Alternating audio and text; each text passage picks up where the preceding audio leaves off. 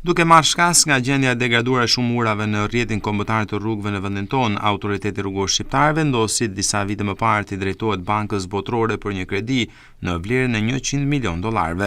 Rreth 7 vite më parë, ARSH doli në terren për të verifikuar gjendjen e të gjitha urave që në të gjithë territorin numëron afro 800, ndër ura që rrezikon jo vetëm nga tejkalimi i afatit të garancisë, por edhe nga gjendja e saj strukturore ishte edhe ura e Karicës, pjesë e rrugës nacionale Borrell-Skuraj.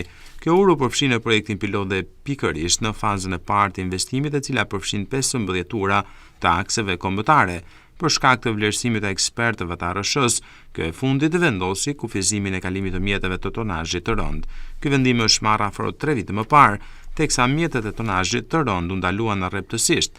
Deri tani janë dhënë disa afate për nisjen e punimeve për ndërtimin e urës së re, madje pak javë më parë në terren erdhën sërish ekspertët e ARSH-s. Por nga vëzhgimi i bërë gjatë ditës së sotme, nuk vjet re asnjë punë e nisur apo tabele vendosur, ndërsa barrierat ngushtuese prej betoni janë larguar, teksa mbi urë tashmë mund të kalojnë edhe mjetet të tonazhit të rënd.